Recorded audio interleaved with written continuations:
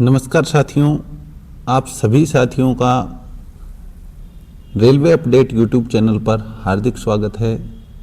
साथियों, वर्तमान में रेलवे के सभी डिपार्टमेंट्स में काम करने वाले रेलवे कर्मचारियों में एक जो आम चर्चा है वो रेलवे में कैडर स्ट्रेचिंग को लेकर है।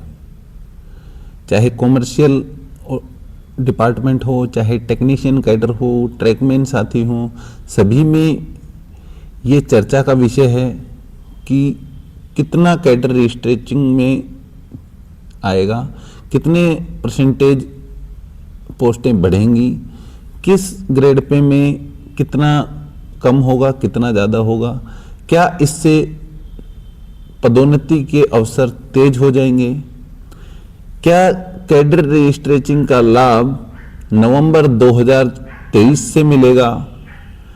यदि ये लाभ नवंबर 2023 से मिलेगा तो क्या इसका पेमेंट एरियर सहित मिलेगा। तो पूरी जानकारी आपको इस वीडियो में मिलने वाली है, इसलिए वीडियो को आप लास्ट तक जरूर देखें। वीडियो आपको अच्छी लगे तो वीडियो को लाइक करें, शेयर करें, कमेंट करें यदि कोई आपकी इंक्वायरी है तो। साथ ही चैनल को सब्सक्राइब अवश्य करें ताकि आपको रेलवे और रेलवे एग्जाम्स से जुड़ी हुई सभी जानकारी सबसे पहले प्राप्त हो। शुरू करते हैं साथियों अपनी वीडियो। सबसे पहले हम बात करते हैं साथियों 21 अप्रैल 2026 को कैडर स्ट्रेचिंग कमेटी की एक मीटिंग हुई थी, जिसको additional member staff railway board की तरफ से चेयर किया गया था। जो अध्यक्ष थे, जो रेल भवन नई दिल्ली में संपन्न हुई।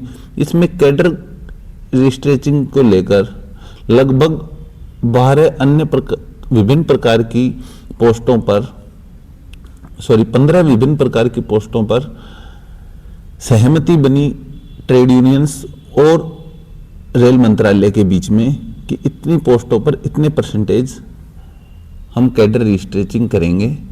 आज मैं आपको, क्योंकि काफ़ी लोगों ने काफ़ी बार बोल दिया था कि सीटीआई जो combined commercial and ticketing cadre है, इसको अब हम कंबाइंड ही बोलेंगे क्योंकि सीसीटीसी एक अलग से कैडर हो चुका है।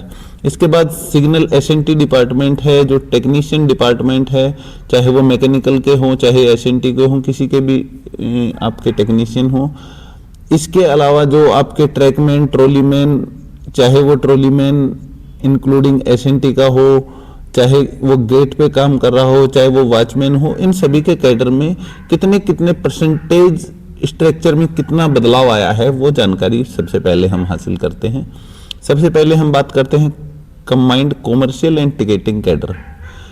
जिस combined commercial and ticketing cadre के 2000 ग्रेड पे, जो इसकी इनिशियल ग्रेड पे होती है, उस पर पहले 11% का कैडर था, जिसे वर्तमान में 10% का कर दिया गया है।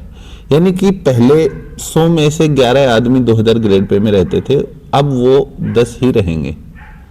ठीक इसी प्रकार ग्रेड पे 2800 जहां पर 22% कैडर था, उसे अब 20% कर दिया।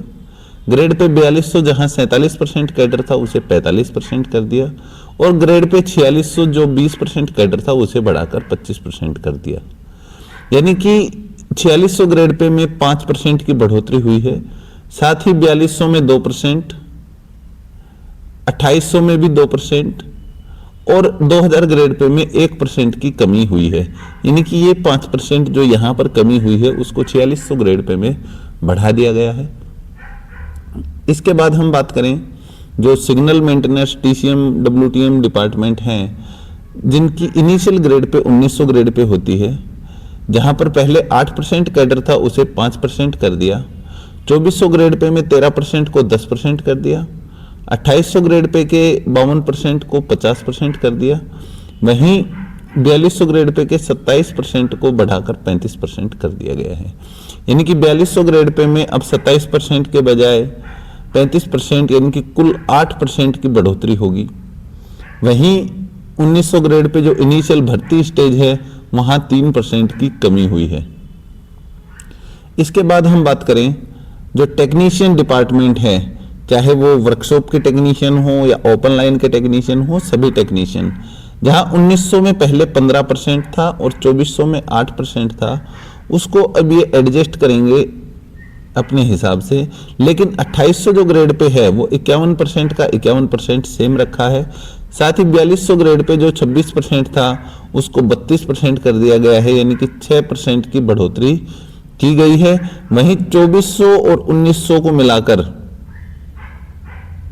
जो 23% बढ़ रहा था उसमें 6% की कमी की जाएगी और ये 17% टेक्नीशियन ग्रेड 3 और ग्रेड 2 में डिवाइड हो जाएगा। हो सकता है ये 8 और 9% भी हो जाए कि जो 2400 ग्रेड पे है वो 8% हो जाए, ये 9% हो जाए, ऐसा भी हो सकता है। हो सकता है 10 और 7 हो जाए, 2400 ग्रेड पे में 7% और 1900 ग्रेड पे में 10% कर्मचारी रहे। इसके बाद जो आपके ट्रैकमैन, ट्रॉलीमैन, इनकी यदि हम बात करें तो इनके initial grade pay 1800 grade pay है, जिसमें 50% वैकेंसी 1800 ग्रेड पे में होती थी, उसे अब कम करके 35% कर दिया गया है ताकि ऊपर प्रमोशन के रास्ते खुलें। इसके बाद 1900 ग्रेड पे जो पहले 20% था उसको सेम 20% रखा है। 2400 ग्रेड पे जो पहले 20% था उसको बढ़ाकर 25% किया है। वहीं 2800 ग्रेड पे जो पहले 10% था उसको जस्ट डबल करके 20% कर दिया गया है।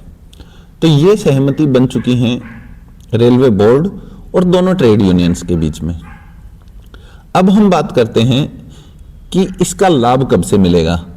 तो जो कैडर रिस्ट्रेचिंग कमेटी है, ये नवंबर 2023 से इसका लाभ आपको मिलेगा।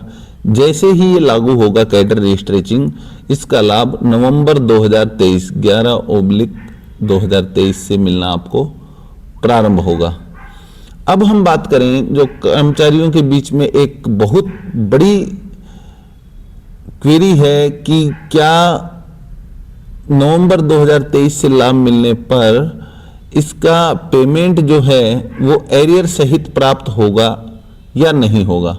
तो साथियों, वैसे तो कैडर रिस्ट्रेचिंग में पेमेंट जो है वो एरियर सहित प्राप्त होना चाहिए, लेकिन यदि रेलवे मंत्रालय यह नोट साथ में डाल देता है कि केवल कैडर रिस्ट्रेचिंग में पदोन्नति का लाभ एरियर 2023 से दिया जाए तो आपको पेमेंट का लाभ एरियर सहित नहीं मिलेगा।